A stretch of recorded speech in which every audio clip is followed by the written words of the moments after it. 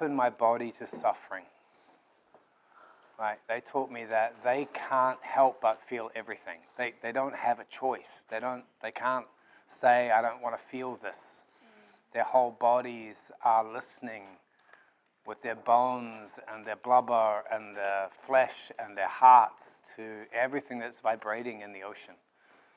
And so they showed me that they feel incredible suffering. They're feeling incredibly suffering of the planet at the moment because everything's vibrating in the ocean. But they also showed me that that suffering, even of the planet, is really small compared with the great singing of cosmos.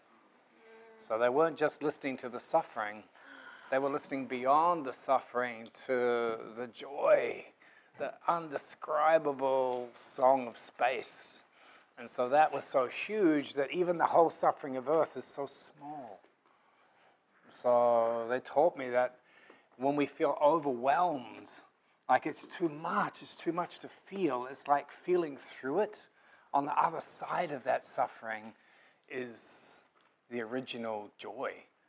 So the same in relationship. It's like so much of our journey in relationship is about protecting ourselves from suffering, protecting ourselves from feeling overwhelmed or from old pain or from fear of rejection or from some way that we feel like we can control our world, that we can control love, that somehow we can make love into a pet, into something that serves us, when love does not do that. Love wants to keep vibrating us out of all of the limitations and confusions and misconceptions that we have.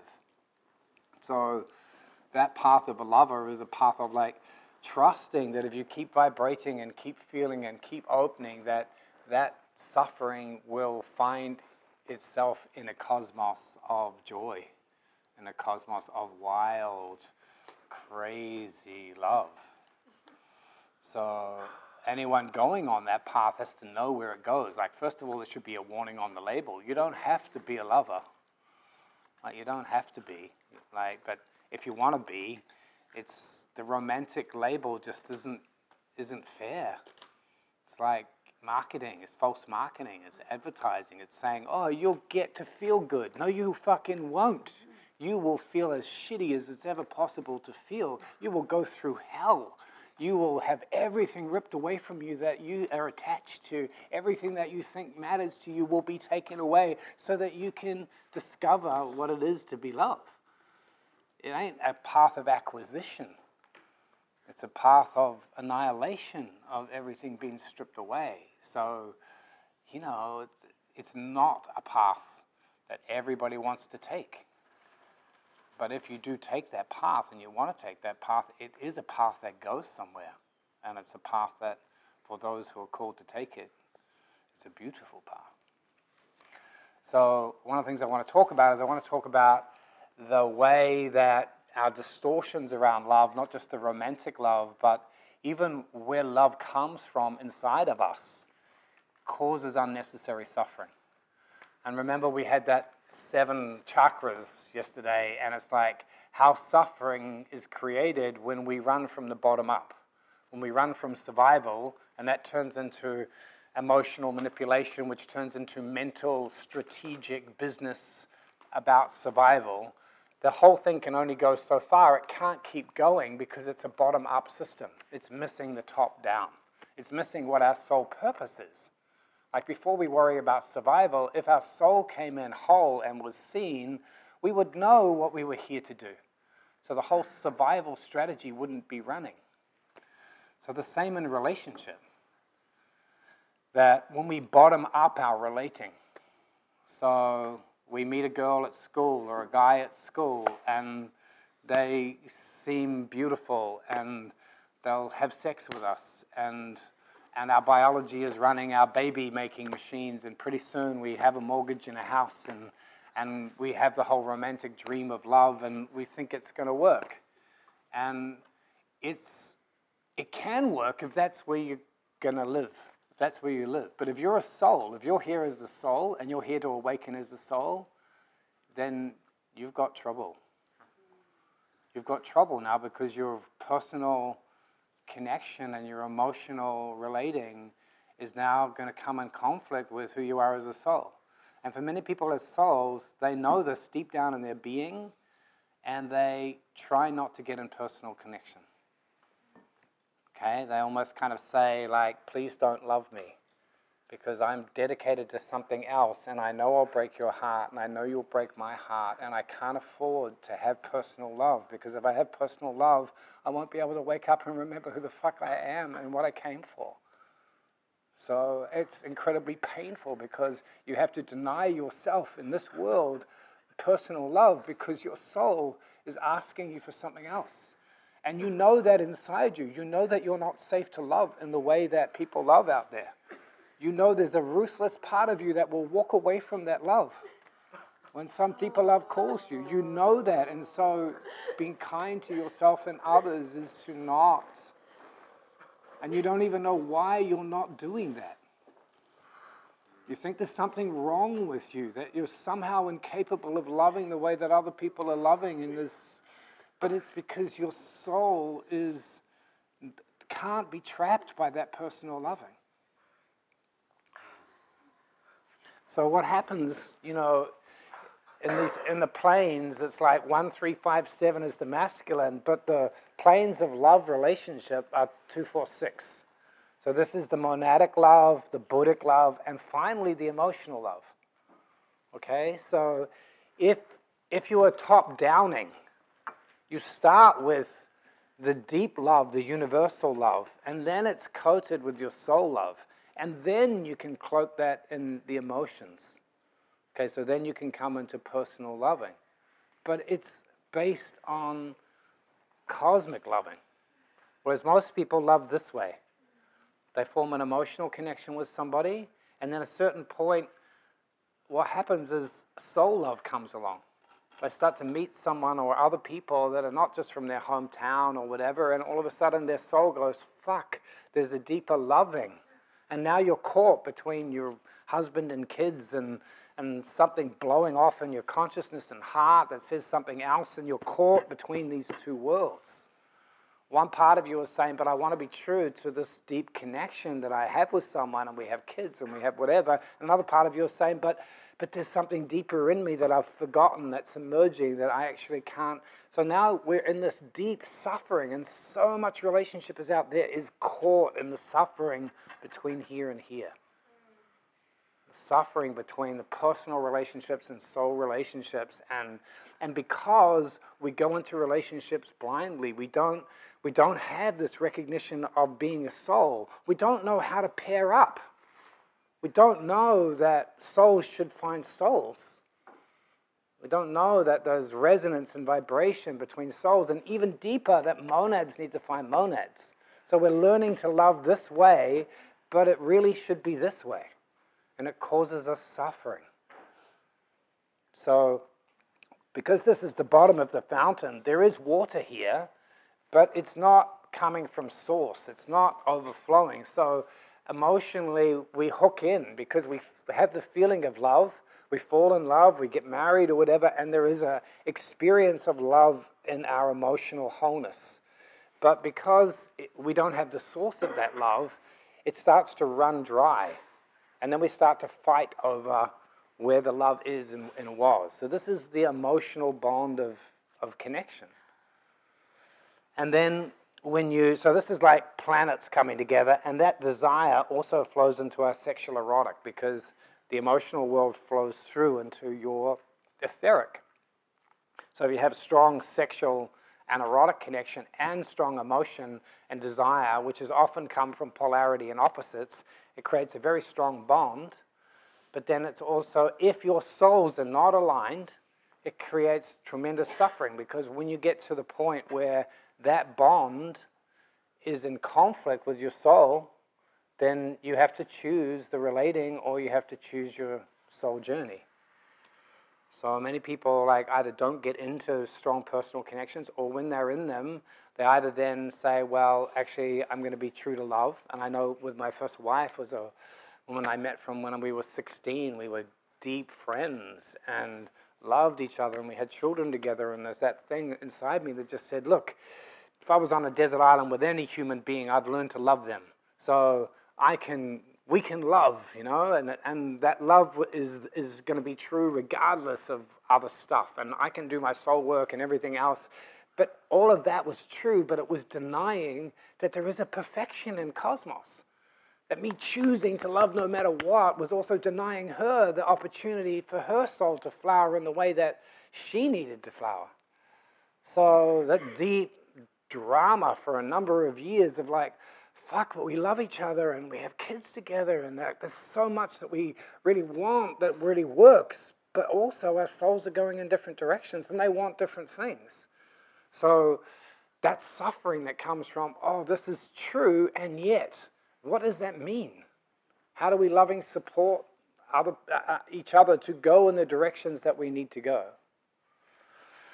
So that's emotional loving. And then there's soul loving. And what someone was saying, Lisa, like for many of us, we go to the transpersonal loving then, but we don't want the personal. Because the personal is where the suffering is.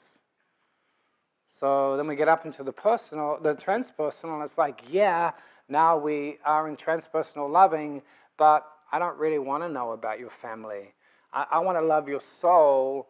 I don't want to love that wrinkle at the corner of your eye. I don't want to love the twisted tooth. I don't want to love you in the intimate detail. I want to love you in the general. Because we're afraid that if we go all the way down into the small, and then we can get into the bypass, and that bypass says, I love your soul, and even when you die, I'll still love your soul, and that's fine, and I'm in transpersonal loving. But my body, if you die, won't hold your body again. My emotions will grieve. And so there's a personal animal connection. My animal will just miss the smell of you. So these are true at this level, even though at this level, the soul truth is true that yes, we are in eternal love and there is something transcendent. So how to then integrate, particularly if you've been wounded down here, how to integrate your personal and your transpersonal loving, which is another whole journey. So then now maybe you found a soulmate, you found someone that your soul really resonates with, your souls have alignment, you're in support of each other at a deeper level, and so then you form personal and emotional connection, and so now you've got water flowing from here to here. And by the way, you can tell when that's happening because when somebody's sharing emotionally, you can tell whether that energy is just churning around down here or is Buddhi moving through it. So you could feel some of the shares today. When Buddhi's moving through it, there's still emotion, but love is flowing through the emotional field. Okay, Buddhi is flowing through the astral field. When it's not, then this expression of emotion is like clogged and it's normally needing help. Like, please, it's needing sympathy or it's angry or it's because it doesn't have connection to Buddhi. So inside ourself, there is this three-tiered fountain, and being able to put the love of our soul and our heart through our own emotions heals them. And then the next level of relating is monadic. And so what this looks like is there's the black hole, there's the sun, and there's the planet. If we go from the outside in, we start with personal relating, and then we have to break that often to do our soul relating, and then we have to break that to do our monadic connection. If we really were an enlightened society that kind of knew souls and consciousness, we would start with a really deep seeing and feeling of who the being is and what their deep affiliations are. So when you meet monadic people, like people that are part of your ashram on these high planes, there's not even any sense of soul connection, or you just fall through each other. It's like when two galaxies come together, the black holes merge. Monadic connection, you have such a deep resonance that there is no you and them. Okay, there's just this experience of one self. Like you know them as intimately as you know yourself. Because that's the monadic connection. That would just It can, of course. And you can have that for a moment anywhere. You can have that experience of oneness. But if it's monadic, there's something that already is. So you don't have to create it. It already is. And this is part of the deep suffering of awakening, is that you lose more and more choice. Like down here, you can choose. You know, you can like write a list of the girlfriend you want or, you know, the life you want. Here you have less of choice because your soul is in charge and it's helping your body mind surrender to the choices that you've already made and are options to you. Here you almost have no choice whatsoever because there's almost no self left. So the gradual path of awakening this way helps you find what already is. Okay, so in a world where we changed and all of a sudden we had spiritual governance, which was sourced from here and not from here, and we had relationships that were sourced from affiliations we already have on some very subtle plane manifest in the world, then we'd just discover like the veils of Avalon would part and we'd see our spiritual leaders were here all along. They were here all along. We just didn't recognize them because we were going from bottom up. And the people we love are here all along. Like they already are. So the same way that you had a call when your soul came here, which was like your personality is trying to figure out, why am I going there again? Like, what's in it for me? Like, what am I getting? And your soul's just like, nah, there's something here. Like, just come. So that's the journey of starting to flip upside down. And when you flip upside down, you realize, oh my God, love is sourced this way, not this way. And the reason that we can't be unconditional with loving down here is because we don't have the source. We don't have the eternal well, the life-giving waters. The whole spiritual journey is to go find the source. And the source of love pouring into our field of earth is pouring in through the monadic plane, dropping down into the soul, into the buddhic, and then pouring through here. But if we have cut here, and this is where the body mind is, if we have cut here, then we don't have access to the source of buddhic love, let alone monadic. So what happens is it comes through in a moment of I love you. Like for a moment, buddhic love comes in a romantic connection or whatever. Someone looks you in the eyes and they tell you that they love you. And it's true.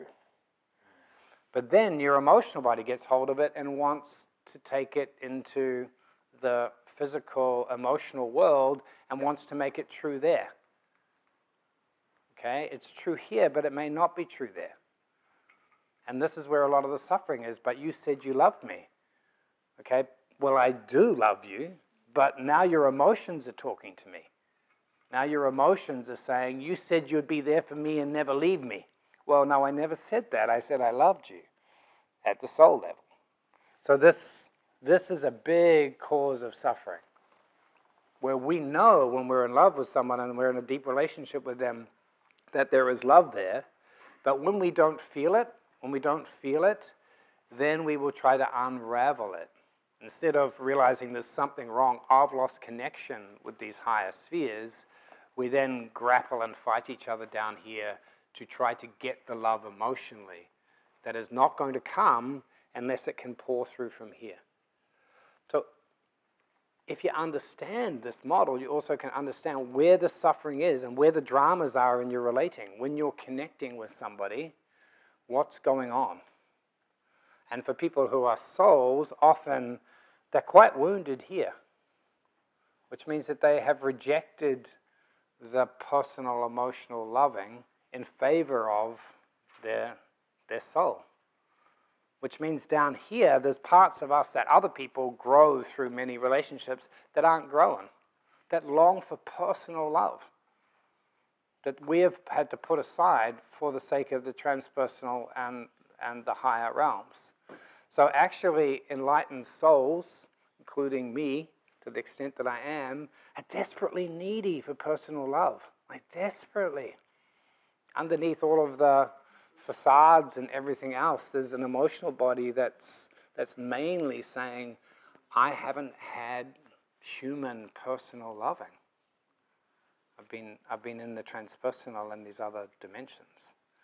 So when soul groups start to come together, and particularly when monadic groups start to come together, it's actually safe to love personally, because nobody's going anywhere. Okay? It's not safe to love emotionally if you're still climbing the ladder, because you're going to split. But if you're coming back down this way, then finally you can find people that it's safe to open your personal heart to really let their love flow into your tenderest emotional selves, because they're never going anywhere, because you're already deeply connected to them.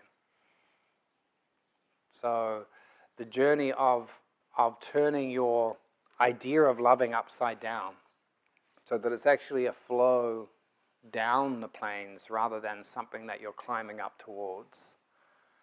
And then to start with this universal love that's fundamentally there.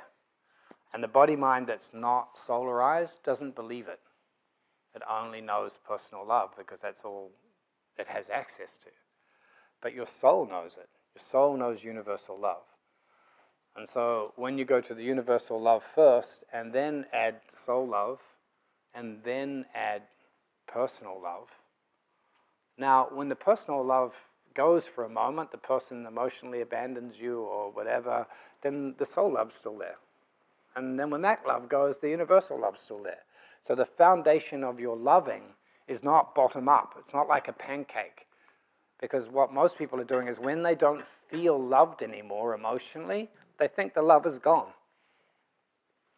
And for many people it has. The love has gone. But if you can find this style of relating, the love never goes.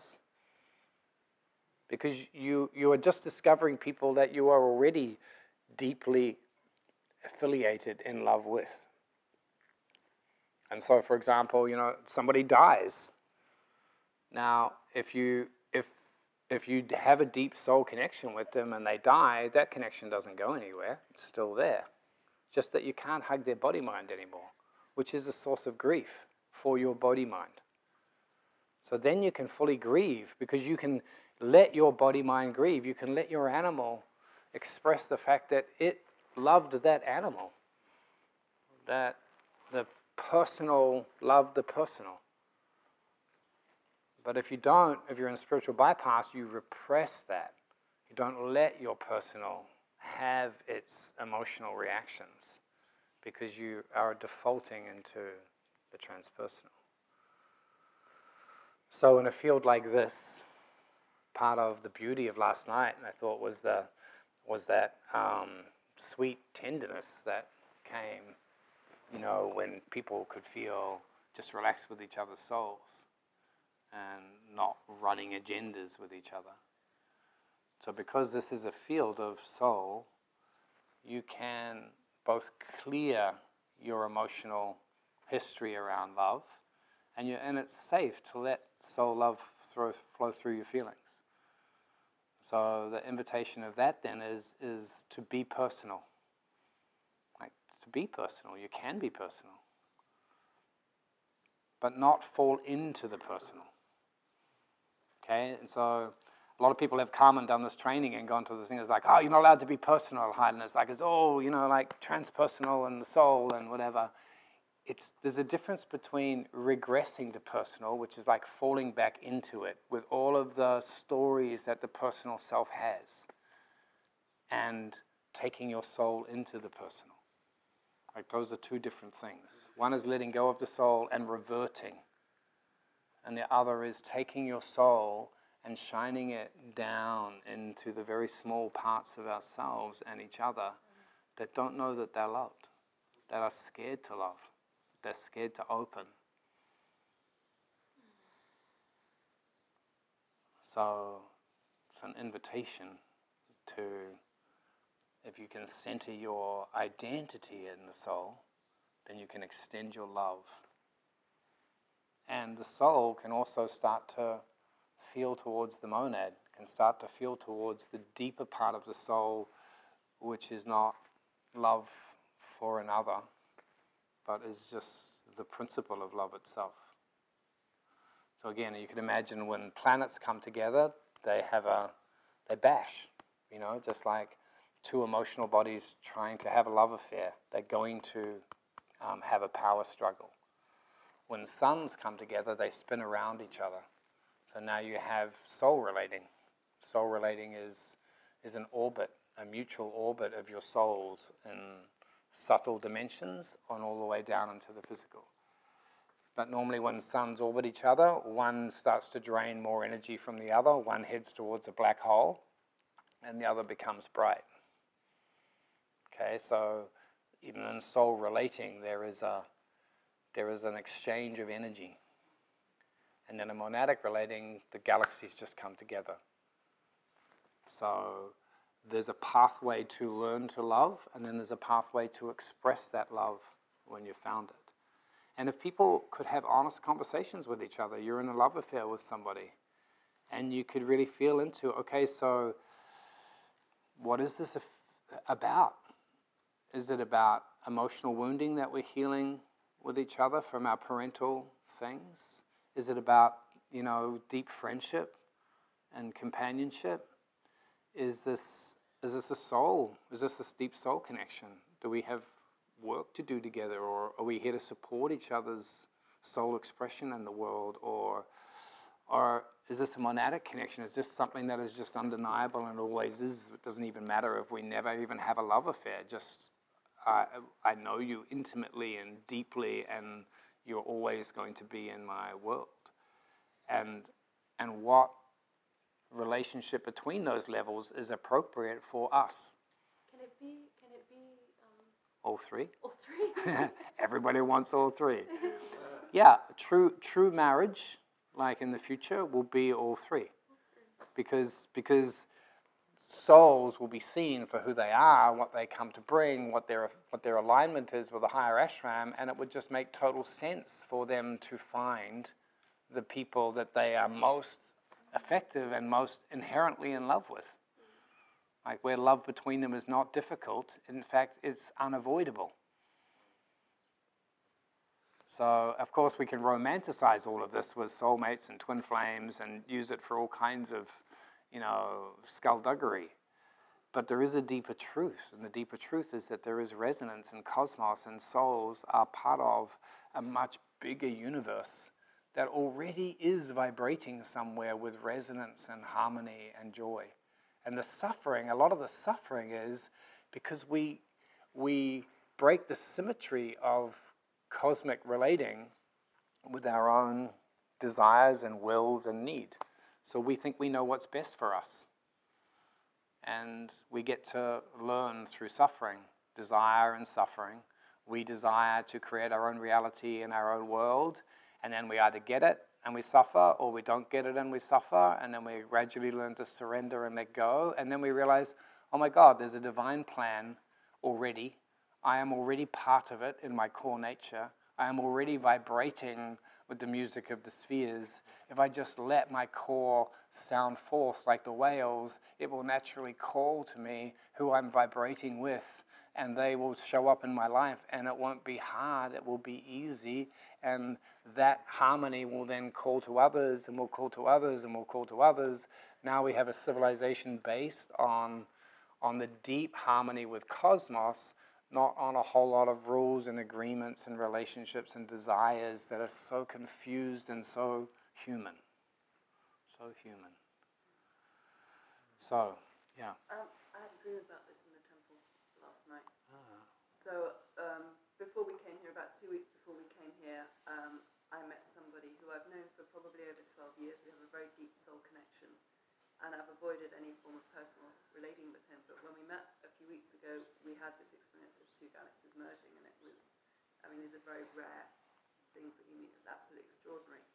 And then we absolutely blew out on the personal level to points where it's like absolutely intractable that we could imagine relating on a pen. And I just walked into a coffee shop, and there he was, and we picked off at the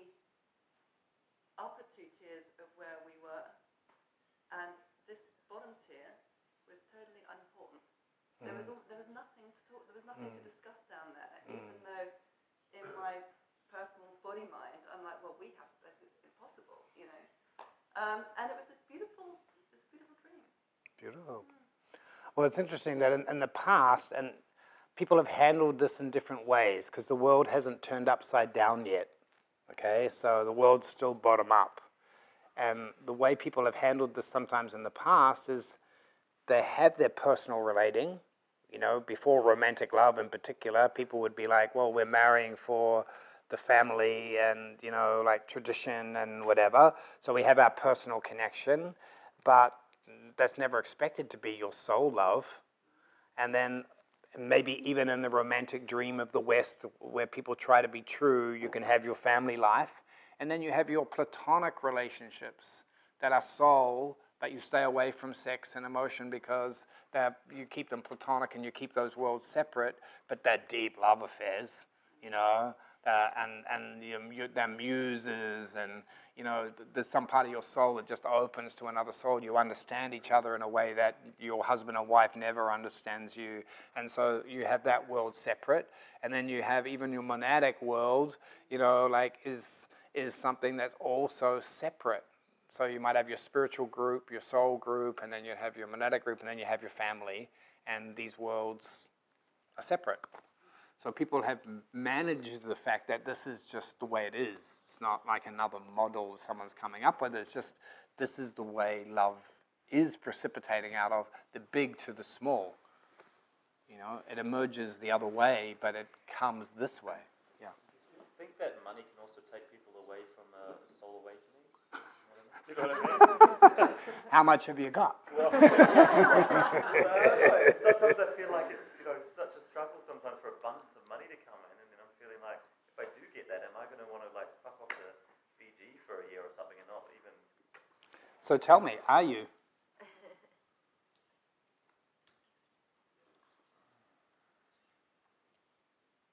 Pardon me, that word. Yeah, but I'm asking you. Am I doing that now? No, if you made a lot of money, would you fuck off to Fiji and abandon your soul path? I don't think so. No. I channel it into soul work. No, I'm asking you. I want you to look me in the eyes and tell me the truth.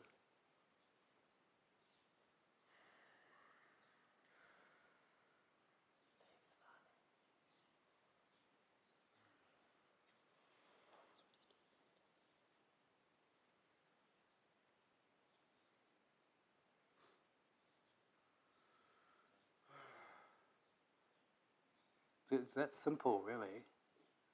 One of the reasons that we don't allow things to happen in our lives is we don't trust ourselves, because we haven't set our will.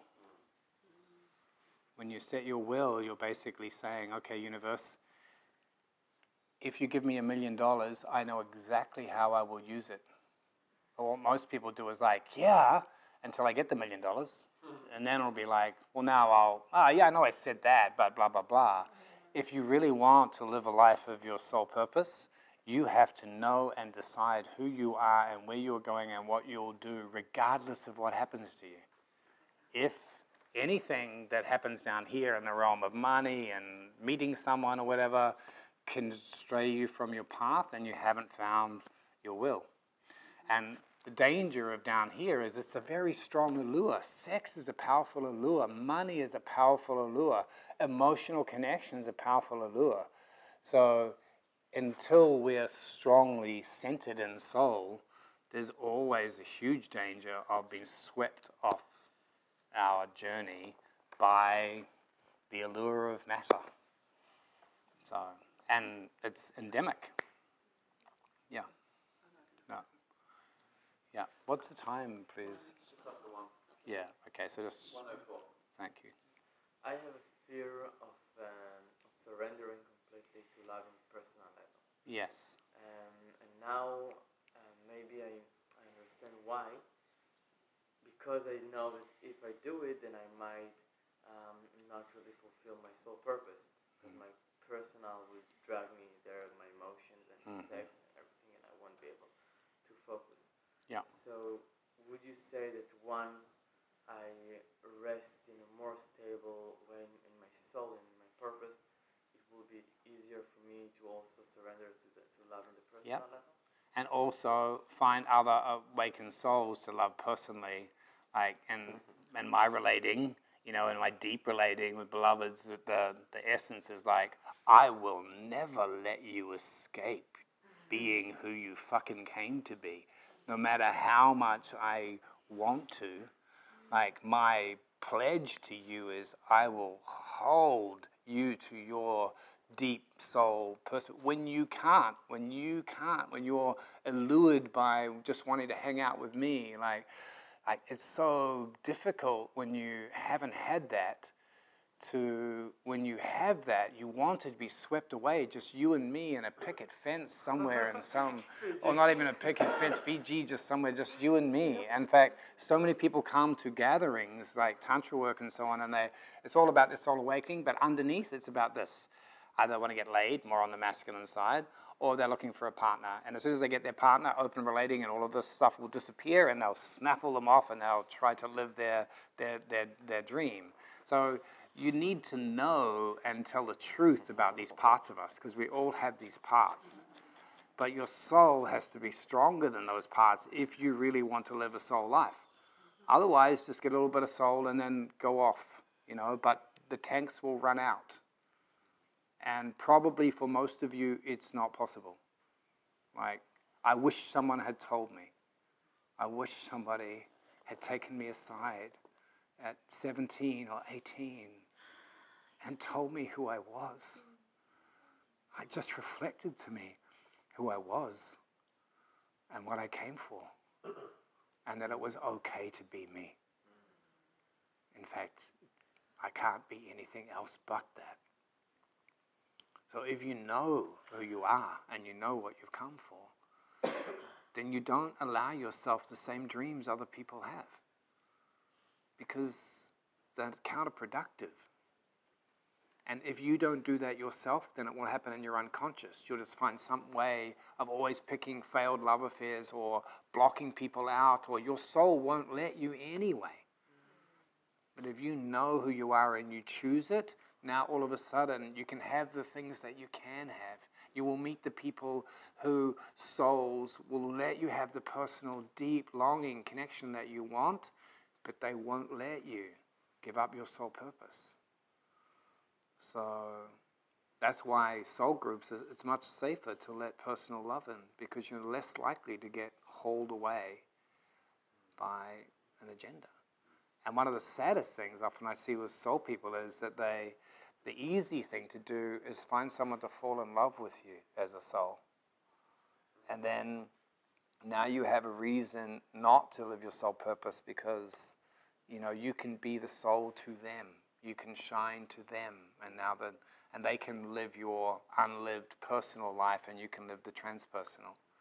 And those ones are really hard, because one's been the teacher and the other one's the student, and now you've created a little microcosm, and you both have a reason for not doing your own work. So codependence happens on all levels, and it's very powerful. So anyway, I hope this model might be useful to some part of your own relationship journey. And at Highden, the invitation is recognize we're all here as souls. That's why I said don't try to hook up during the 6 weeks with someone. Like, do your soul journey. But do allow yourself to be personally loved as well as transpersonally, so that you can let some of those sacrifices that you make as a soul be healed. Enjoy your lunch. And then community day, so 3 o'clock, we'll meet back here.